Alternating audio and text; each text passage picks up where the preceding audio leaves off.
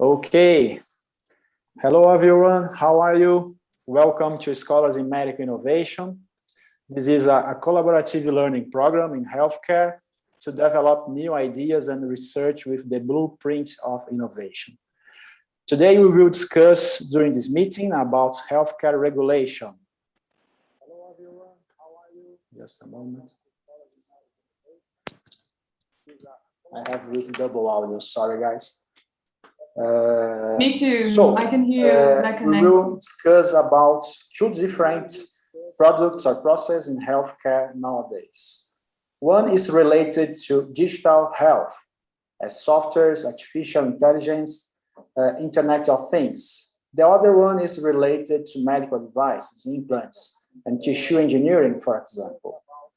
To discuss about these topics and the regulation around the world, we have two special guests. I'd like to introduce Renata Hodgsbach. She is a life science and healthcare attorney. She is PhD candidate in public health about monetizing data and is a friend of us since the first edition of the program. Welcome, Renata. How are you? Thank you, Thiago. Hi, Jason. Really nice to be here and discuss this amazing topic between you guys. Okay. Now I would like to introduce Jason Brooke. He is a digital health and regulatory advisor with great experience with issues related to development of medical devices, mobile health technology, clinical decision support software, including FDA clearance approval, strategies, and regulatory compliance. Hello, Jason. How are you? Well, thank you. Thank you for having me. Very nice to be here with you and Renata. Thank you very much, Jason. So, starting with Renata, with the ladies. Renata, can you comment with our audience, for those who are developing softwares, the laws that protect patients' information as HIPPA, United States, or LGPD in Brazil? Please, Renata. Sure. So thank you again. Welcome, everyone. I think that this is a great opportunity for us to, exchange experiences. I will be basically talking a little bit broadly about how I recently see digital health developments, specifically in terms of health data use, software as a medical device, and medical devices overall. I will stick to Brazilian regulations because this is what my expertise is. And I guess that Jason can better explain and tackle any of the issues relating to USA regulations applicable to all of these topics that we are going to talk about here. So I think that the first thing that we have to bear in mind when we talk about digital health and the development of services and products that are going to be used in this space is that what is the difference between digital health and the traditional healthcare that we usually know and have known for many years? The thing is that we always have, behavior the way that we do. We always have went to the doctors or to the pharmacies or had, been subject to a clinical research or a surgery or anything of this kind. But what actually changes all of these scenarios, and I think that what is really going to define what digital health is that now we are able to use many tools, many technological tools to monitor our behavior, to gather all the data that we create every day from our behaviors and the way we react to a treatment, the way we usually attend to a doctor or any consultancy for that matter. So what changes is that we have now access to all of this data in a most unified and gathered way because we have electronic health records and many other tools that are being used in the context of healthcare assistance. And we are also able to analyze all of this giant amount of data in a way that we can do predictions, that we can create algorithms to better understand the behavior of a drug, or to help, to make a faster development for said drug or for a specific treatment. And we can do a big data picture of how we actually are. So how many things we are, still going to discover, because now we can monitor how me or Jason or Thiago sleep during the weeks. What is the difference between these and how we are going to sleep during the weekends, if we are actually taking our drugs properly. And then Jason can really talk about this topic because he's really into the development of diagnostic therapeutics as well. But this is what actually changes when we talk about digital health. And this is what we have to keep in mind, because using health data, for that matter, for the development or even for the rendering of these services and in the commercialization of these health products, including the drugs, the vaccine that we've been talking about that much, the health products and so on, is that we have to understand how much of our privacy we are willing to share with these developers, so we can move forward and actually achieve this digital health ideal that we talk so much, that really represents better access, better quality, more transparency, so better healthcare to everyone, and not just for a group of people that perhaps have access to internet or cell phone. And this is actually one of the challenges that we really talk about when it comes to digital health, that is how much disparity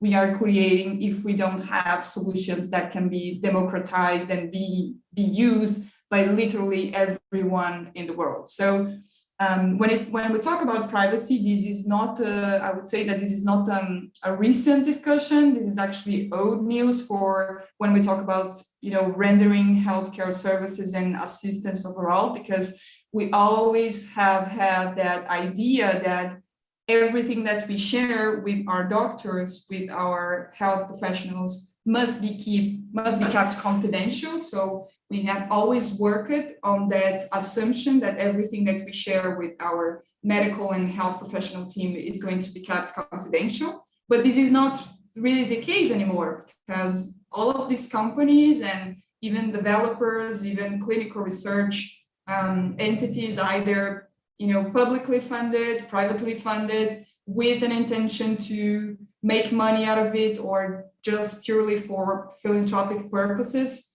they can and they will use these data to improve their internal procedures, their products, their services. And this is what we actually tackle when we talk about monetizing health data. So speaking a little bit from a Brazilian a Brazilian perspective of what are the specific regulations governing these issues. Definitely the most recent one, that is the General Data Protection law in Brazil is the most famous. It is very much inspired in the GDPR, so the General Data Protection Law that was created in Europe. And that I think in some ways it's very different from the HIPAA, from what the United States usually implemented, although Jason can surely comment that I think that this is changing, because we are changing our perception to the value of the health data and what can and cannot be done with or without our consent, or at least our knowledge. But these law, as I was mentioning, is very much inspired in European regulations. So it does try to empower the patient as much as we can, to make sure that he's aware of all the processings that are being made with his or her data, that they are transparent in terms of what are the activities and what are the purposes that these data are going to be used for, and really try to make the patient or the owner of this personal data aware of what is happening. So it's not like you are going to be able to use, a person's health data or personal data for that matter without this person knowing what it's for which purpose actually is going to be done. So I guess that this new law really changes the perspective, not only in the healthcare space, but any other market or any other sector in Brazil in terms of requirements, safety measures, rights for the patients or the owners of this personal data that must be addressed while the companies and the developers and the clinical research, hospitals, health insurance companies, health techs, anyone render its services or commercialize its products. We have a recent authority that was created for that matter, so to make sure that the requirements and the points that are addressed in this law are going to be actually implemented by the companies in Brazil, which is the General Data Protection Authority. It is very recently, and this authority, my view is that it's coming a little bit late for the party, because when we talk about healthcare services, we have a bunch of other authorities that have been here for a while now, and either directly or indirectly also regulate the subject of health data. So we have, for instance, the Federal Council of Medicine, which is a very active council in Brazil that basically says what medical professionals can and cannot do based on ethical principles. And they end up creating all of these rules and requirements that must be addressed by the doctor. So a very important piece from all of these structures in terms of what can be shared or not in terms of personal health, and in which occasions this can be done without the patient's consent. We also have the Brazilian regulatory agency, which is our Anvisa, similar to the FDA and EMA in Europe or other sanitary agencies abroad, that basically makes the surveillance of all health regulated products. So drugs, including vaccines, health products, cosmetics, cannabis products, and to a certain extent, they also regulate health services in Brazil. A bunch of sanitary requirements must also be addressed and must also be complied with when we talk about developing a software or even a hardware that is going to be used in the context of healthcare. So we have, for instance, recall regulations that will definitely have implications in terms of how we are going to process the patient's data when it comes to an error or any kind of failure that has been identified in the product. And then we have to notify the patients that came in contact or by any chance are using or purchased this product to, for their own use, and that might be in danger because of this failure in the product or the services development.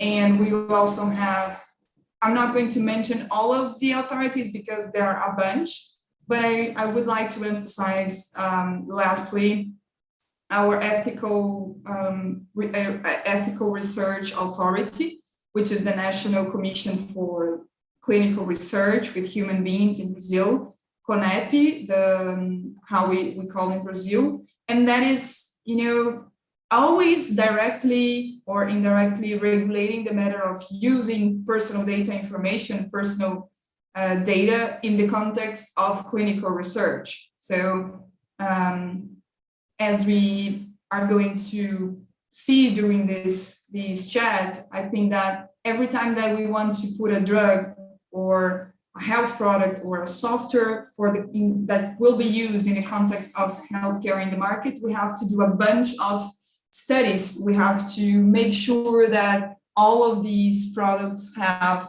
safety, so they are safe for human use, that they have efficacy, so they actually do what they are saying that they will deliver in terms of service or product, and they have enough quality to be used and be consumed by human beings. And all of these must only be achieved once we have done clinical research with human beings that are being research subjects for the purpose of this exploration of this research and validation of the products. And this is something that seems to be left behind when we talk about softwares. We can make this, go a little bit deeper in this one, because I really want Jason to have the opportunity to talk here. But I think that the takeaway from my first say here is that we have to bear in mind that yes, we do have general data protection regulations in Brazil, as we probably will have in many other countries in Europe, in Asia, in the US, and in Latin America, and overall, globally around the world. But when we talk about health and digital health, we must also consider this ethical component. That is, all of the regulations concerning health professional interventions and clinical research, conduction of clinical research studies. So we really have to, make a broad overview to tackle all of the problems and comply with all the regulations. Otherwise, we'll be at risk of, developing something that can be used or that will require many amendments and many adjustments to actually be, in a stage of go-to-market. I think that is my introduction, my brief introduction, but I really don't want to take Jason's time here. Well, Renata, thank you very much. You said everything. So I had some questions for you that you already answered, but no problem. I have more questions now for you. But I believe the first message here is that we have data protection. And for healthcare, it's very, very important, and we have to take care about that. So it's not something that you do, you put it into the internet, you make a software, and that's fine. No, you have a lot of regulations, and you have to think about that. Renata, when we do a research, we have the informed consent. You said about Connect, for example, we know it a lot. But for example, I have two questions for you. Sometimes when you go for a web page, you have cookies. Then you authorize people to use your information, correct? What is the tool that you usually is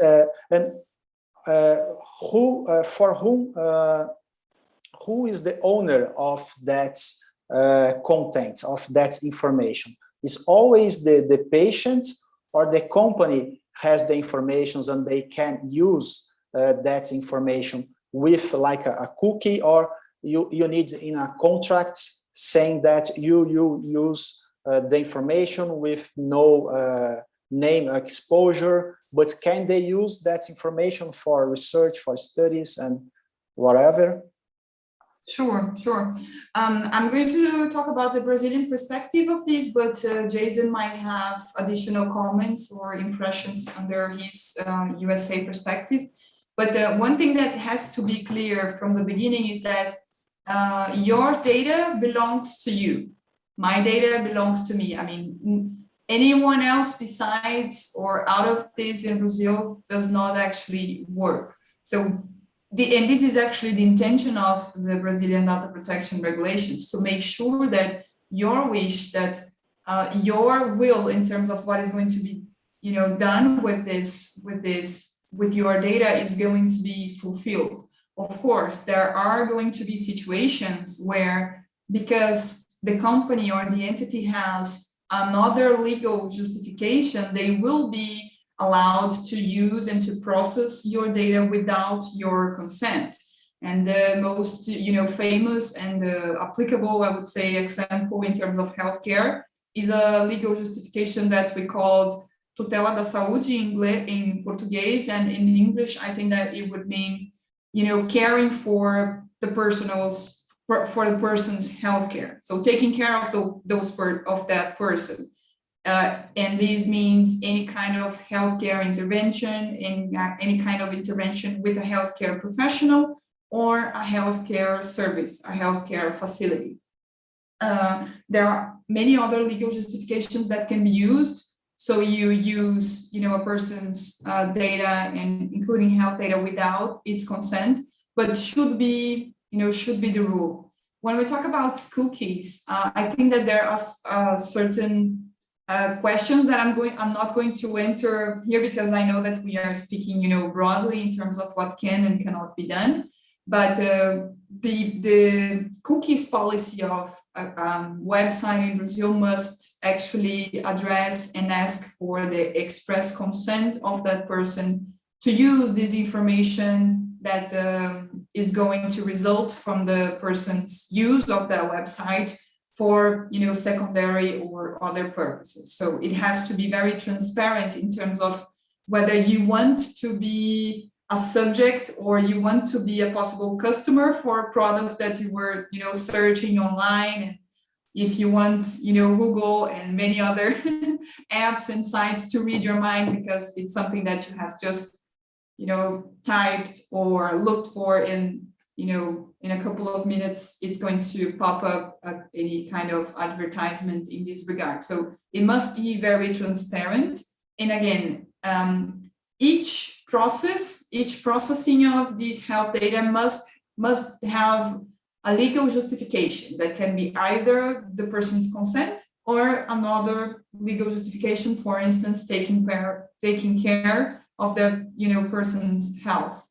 But outside of that, everything will not be allowed, because we would then be going back to where we were at first place, where our data were used and we didn't even know how, for what purpose, with whom would be shared, and for, you know, for what is the benefit that the person is actually receiving by having these data used by any third party. So I guess that this is basically what we have to bear in mind when we, you know, decide to put a cookies policy, for instance, in our website for the product that we are developing, or the service or the software or anything of that matter. It must be very clear to the customer, to the patient, what are the activities and how are you going to deal with the person's data in view of all of these regulations that we are mentioning here, not only data protection, but also, you know, health related regulations. Well, thanks so much, Renata. And now I would like to listen from Jason. What is his perspective of digital health in US, Jason? Yeah, so I think you know, my expertise is regulatory and kind of technology development domain for medical devices and digital health. And so, you know, I thought I'd share some comments around kind of that process. But before I get into that, I thought I'd maybe might be helpful to kind of comment a little bit on the U.S. perspective on some of what Renata was just sharing and around the data privacy. In the United States, you know, we don't have an express fundamental right to data protection, just like we don't have an express fundamental right to healthcare. And so our rights related to healthcare and health data privacy come from you know, statutory or statutes that define requirements as it relates to health data privacy. And you mentioned, Tiago, HIPAA, and that's kind of the main law in the United States that speaks to you know, health data privacy. And you asked the question of kind of around who owns data, and like as Renata indicated, you know, the patient owns the data. It's the patient's right in the United States to do to share the data for whatever purpose they choose, with certain exceptions. But interestingly, HIPAA governs the relationship between patients and doctors, and HIPAA, the HIPAA requirements apply beyond that relationship to the extent that a medical device company or digital health company is supporting the care delivery of a doctor.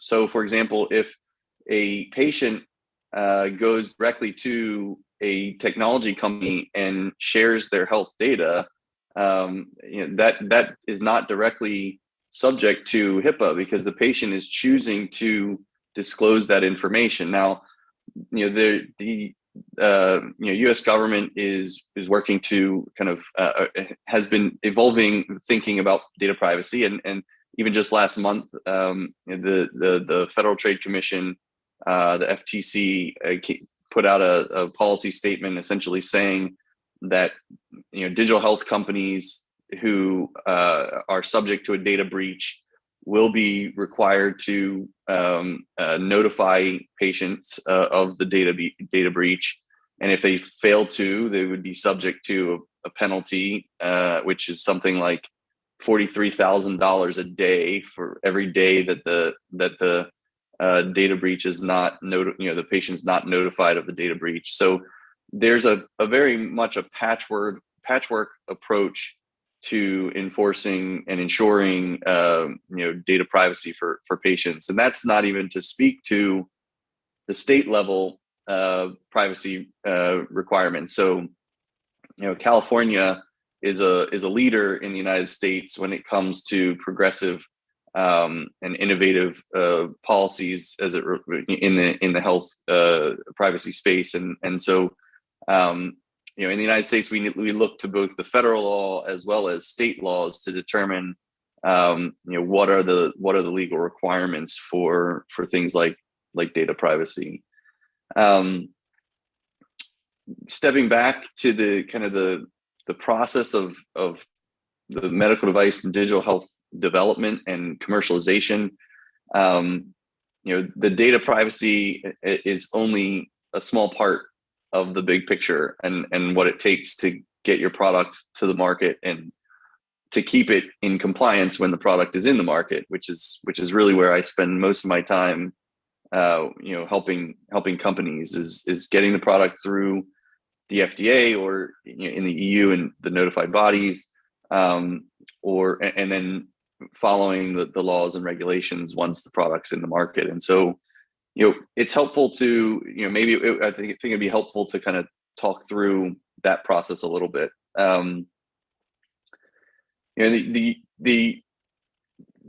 process starts with identifying whether the product that you're developing is a medical device under the whatever legal framework in the geography in which you want to market the product. Most countries have a similar statutory definition of a medical device, which generally is a product that's intended to, for the diagnosis, treatment, or prevention of a disease or medical condition, right? So every country has their nuanced definition, but that's essentially what it means to be a medical device. From there, if you're a medical device, then the question is, well, how are you regulated? And if you're actively regulated. In the United States, there's something called enforcement discretion, which essentially is the equivalent of a police officer choosing not to pull you over for speeding in going over the speed limit when you're driving. And so the FDA can choose to exercise its enforcement discretion, and therefore a product that meets the legal definition of a medical device may not be actively regulated, and that's their prerogative. And the FDA has put out policies that describe when they will or will not regulate. But fundamentally, there's a classification system. If the regulator in the US or the EU are going, and other geographies, if they're going to regulate a product, there's a classification system that typically has some type of class 1, 2, 3, or class A, B, C, D, or in the US, it's 1, 2, and 3, where 3 is the most innovative and high risk products, and 1 is the least. In Europe, as a contrast, there's a class 1, 2A, 2B, and 3 classification designation, again with 3 being the most risky and 1 being the least. And so digital health products, software as a medical device, typically fall both in the US and in the EU in that class 2 or 2A, 2B classification. So fairly middle of the road. So once you understand where you fall in the overall classification scheme, it's important to then understand, well, what do we have to do to obtain market authorization? Meaning, what steps does it take to actually be able to put the product legally into the market? in the US, there's three overall. There's three pathways to the market. A 510K, what you'll hear, a 510K pathway, or 510K clearance, de novo request, or a PMA, which stands for pre-market approval. So pre-market approval is for the highest risk products. So I won't mention that since it's not generally applicable to to digital health and software as a medical device. So most fall, as I said, in either the 510K process or the de novo process. The 510K process essentially says there's a product that's already on the market to which I can claim substantial equivalence. And if that's the case, then you convince the FDA that is the case, and the FDA will allow you into the market. If there is that product that's already in the market that you compare against is called a predicate device.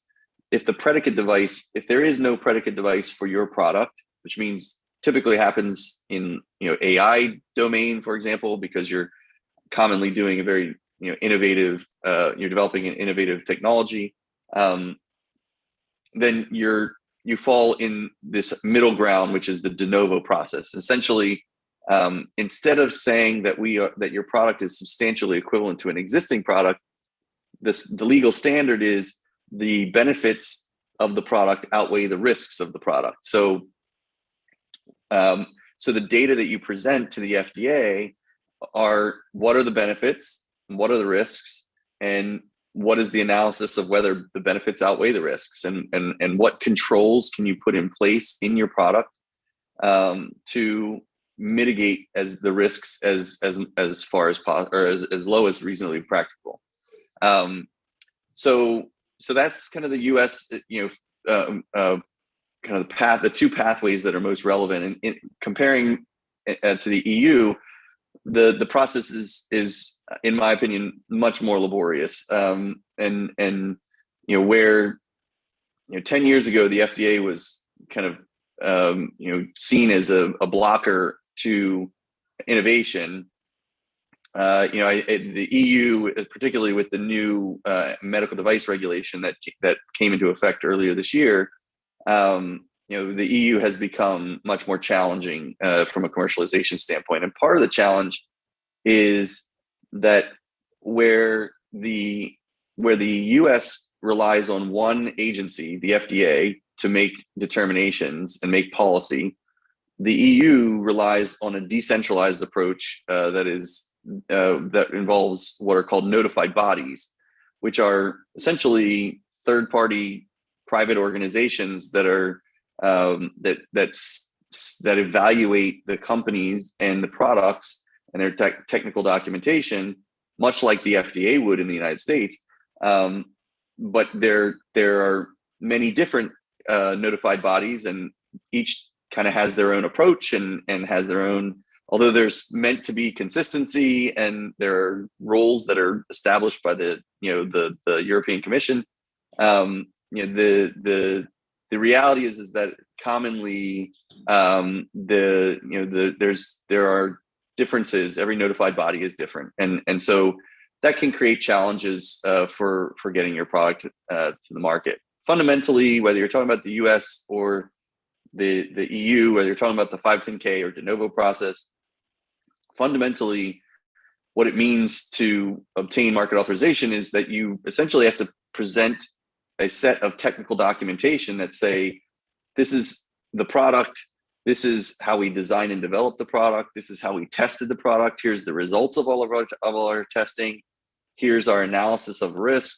here's what we're doing to ensure cybersecurity of the product, and then the FDA, or in the EU, the notified body, reviews all that documentation and evaluates whether the product meets the legal standard, whatever that legal standard is, for entry into the market.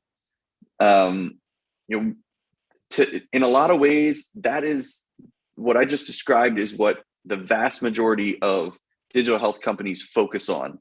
When companies ask me for advice, the goal is to get market authorization, whether it's the FDA, the EU, Brazil, wherever.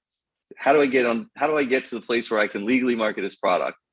And one of a couple areas that are often overlooked and that are equally as important that I wanted to just highlight here briefly are the quality systems are something that often no one ever really talks about in the digital health space. And what that means in a nutshell is there are regulations and there are international standards that define the infrastructure that is required to ensure that the technical documentation and the process that you use to develop the product and the documentation that supports the product, that it describes what you need, what that infrastructure needs to be. And essentially it's an organizational structure and policies and procedures and that say this is how we do what we do. And so anyone who's interested in that, I encourage you to look to the international standard ISO 13485, 13485, 2016. That is the international standard for quality systems for medical devices. And all medical device companies are required to, virtually all medical device companies, digital health companies are required to conform to that standard. Another area that I commonly see as a challenge or kind of a misunderstanding when it comes to development of digital health and software as a medical device products are in the area of clinical research. So frequently you'll hear companies, particularly from Silicon Valley, that say, "Oh, we're running a pilot. We're doing a pilot. We're getting data, and we're doing a pilot." And I often have to be the bearer of bad news that you can call it whatever you want, but when you're gathering data from human subjects, you're running a clinical trial.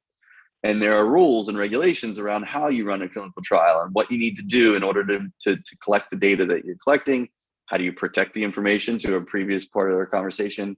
What you can do with that information and the data that you gather, things like that. And so, like I said, while many people are really focused on getting through the FDA or getting that CE mark from the EU notified body, it's important to understand that there are these other aspects of regulations like quality systems, like data privacy, like clinical research that you need to keep in mind and follow. And then last thing I'll say for these opening comments is to say that getting the product into the market is just at most half the battle. It's probably less than half the battle. Staying compliant with the law once you're in the market is much harder. And particularly, there's many activities in the post-market domain that you have to be cognizant of: complaint handling and adverse event reporting, field corrective action, recalls, and obviously we talked about data privacy and security. Post-market clinical research. So there may be requirements that you continue to evaluate the performance of your product once you put it in the market. In the EU, one of the biggest differences between the EU and the US for digital health and software as a medical device products is the need for what's called a clinical evaluation report. And it's essentially, it's a master's thesis in your product. So you write you look at everything about your product and the domain in which the clinical domain in which your product is. What are competitive products? What are the risks associated? Have those competitive products had recalls or adverse events reported anywhere in the world? What does the public literature say about this type of product that you're trying to develop? Have you run any clinical studies, and what do those data show about your product? And you have to keep it updated. And the more risky your product is, the more frequently you have to update this. And so, we're talking about 100, 200 page summary of the entire clinical landscape that's related to your product. And so there's a lot of effort that goes into this clinical evaluation pre and post market just for the EU. But there may be other geographies that have similar requirements. And so the goal shouldn't just be get to the 510K or the CE mark, and then sell, because you're going to find yourself in a lot of hot water if you're not paying attention to the legal requirements that apply in the post market as well. Well, Jason, fantastic, brilliant. I got here some notes, a lot of things that you just said. It's very, very important for us. And that's nice to speak with you, because all the questions, all your explanations is complete. So we don't need to make questions. But thank you very much, Jason.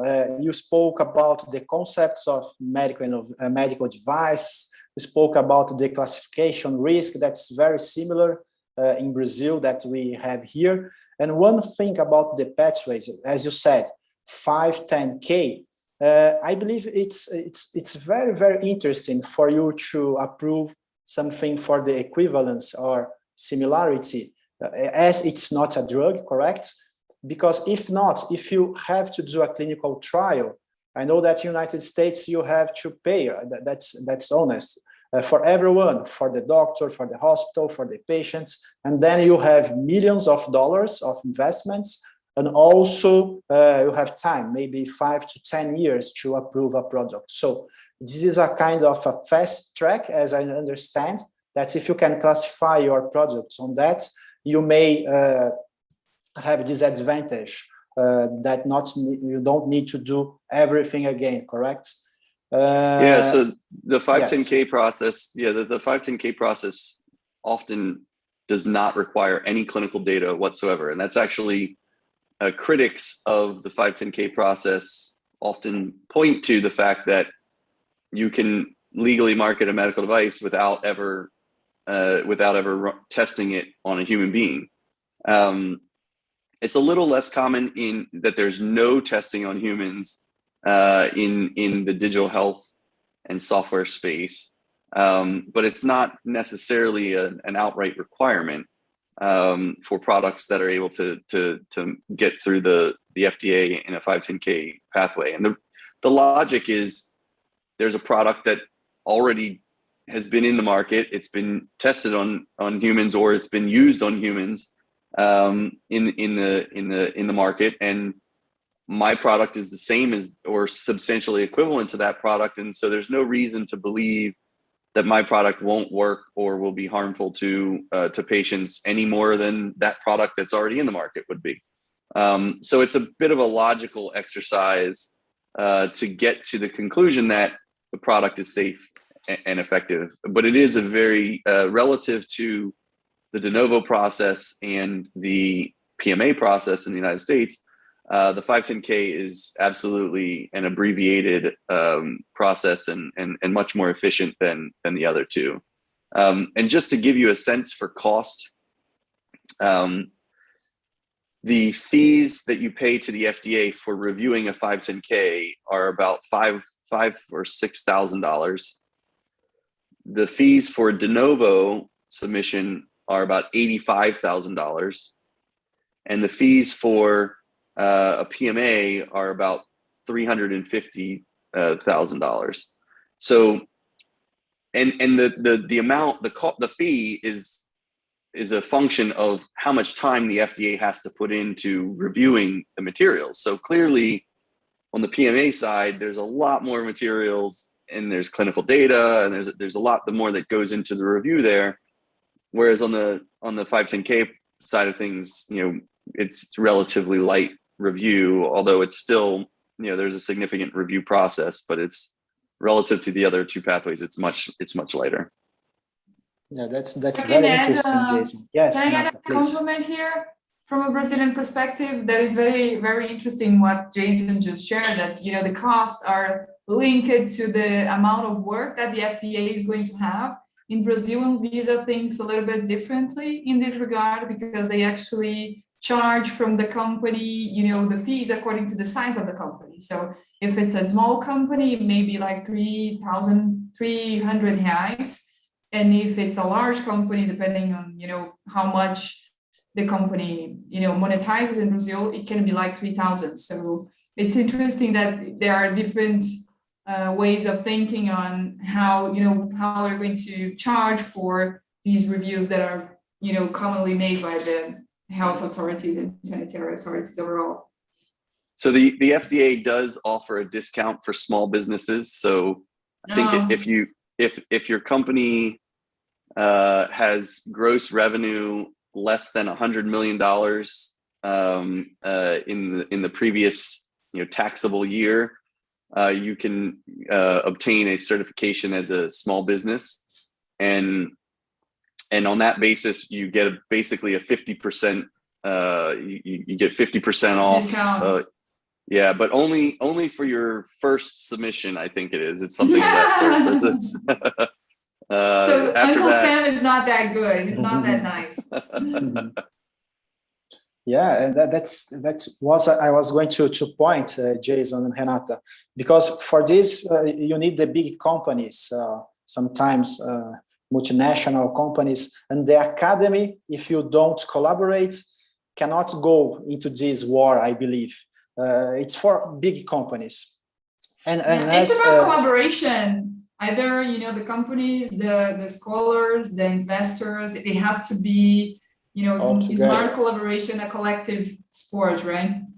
Yeah, that's the only way, I believe. Yeah. Yeah, it's funny because I'm an entrepreneur in the medical device space. I have a lot of clients in the medical device space.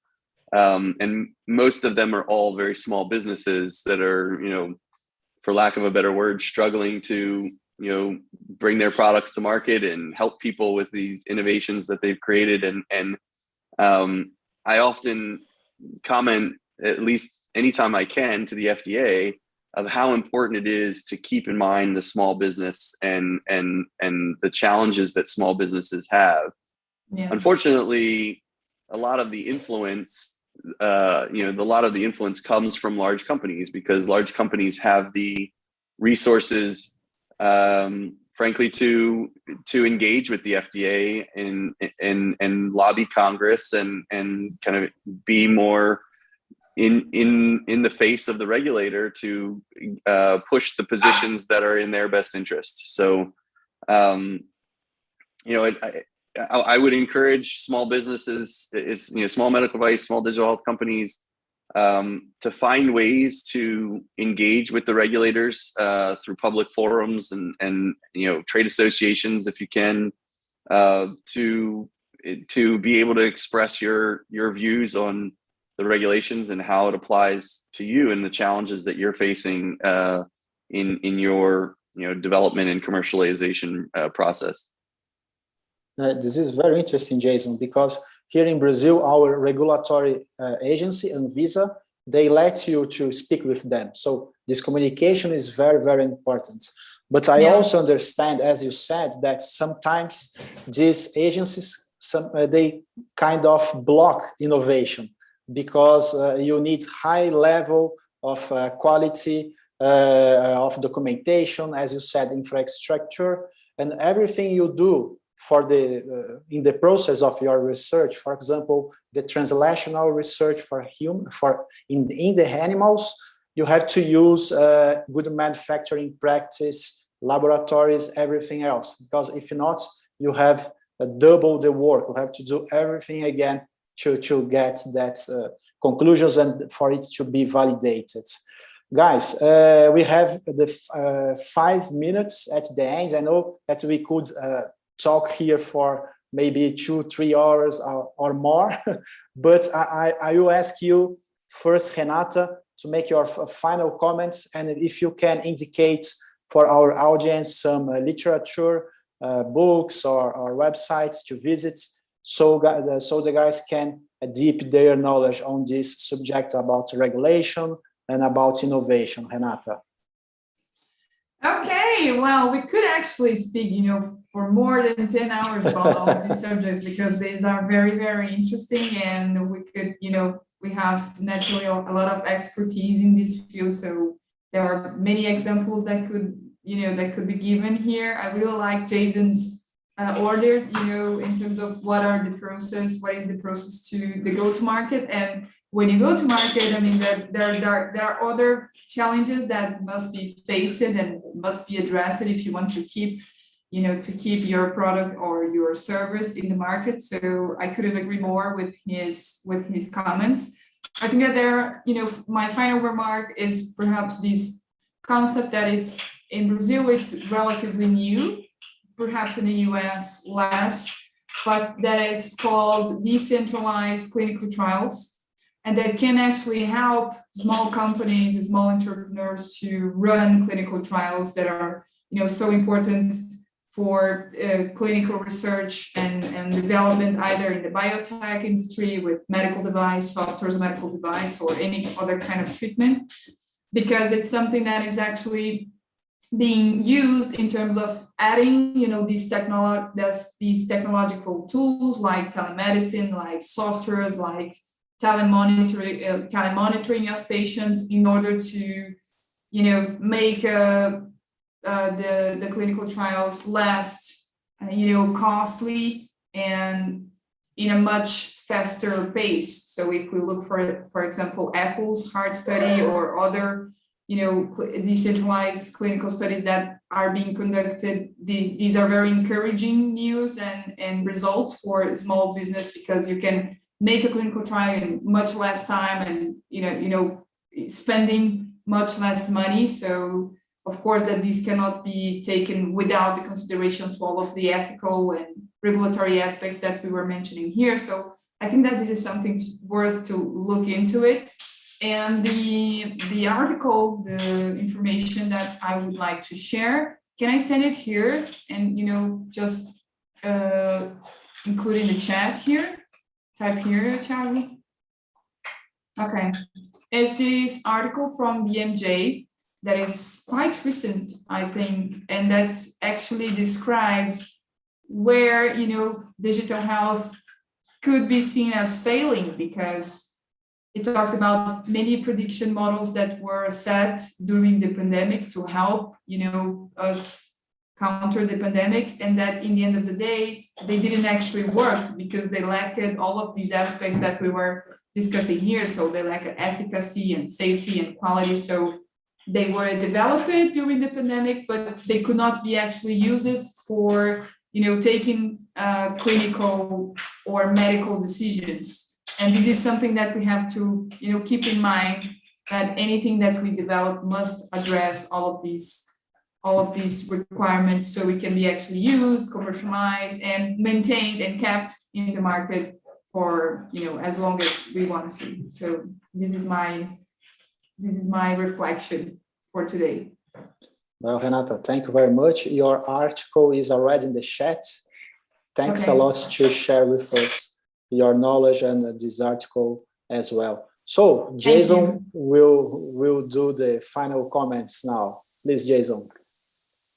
Yeah, I guess I would say, while we talked about, kind of United States and Europe and Brazil, one thing to keep in mind is, a small early stage entrepreneur in the digital health space is that the big geographies like the United States and Europe and Brazil may not be the first place you want to take your product to market. And so, it's important to keep in mind that there's a whole big world out there beyond, the small handful of large geographies that, that can benefit from the products that you are developing. And oftentimes it's a lot easier to get your product into the market there. And in the sense that sometimes the laws and regulations aren't as clearly defined. Other times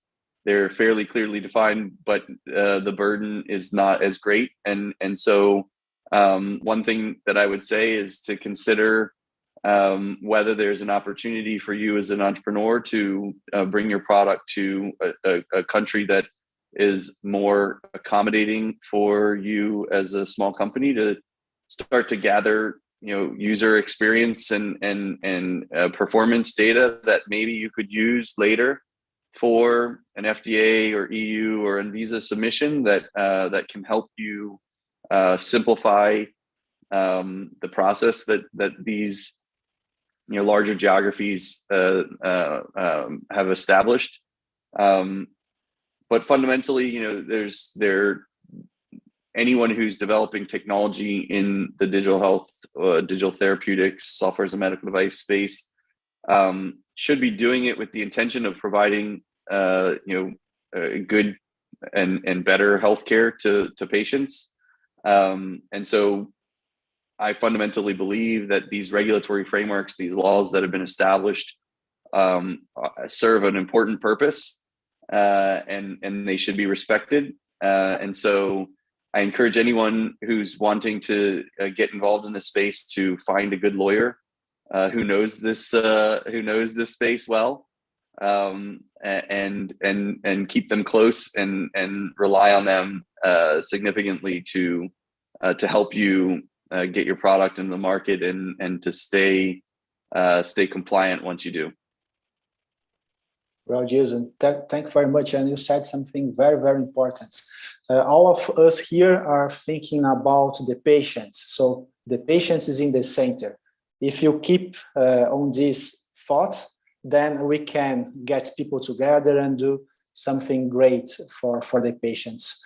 So guys, thank you very much. I learned a lot. For sure, our audience also enjoyed it. And that's the purpose that we have here, to collaborate, to share knowledge. I believe we could do it very, very well. After, I will share with the audience your contacts.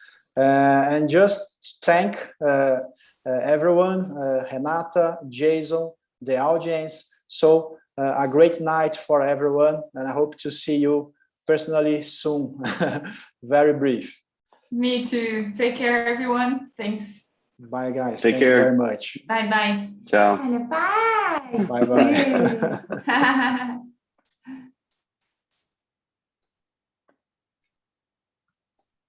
Should we go?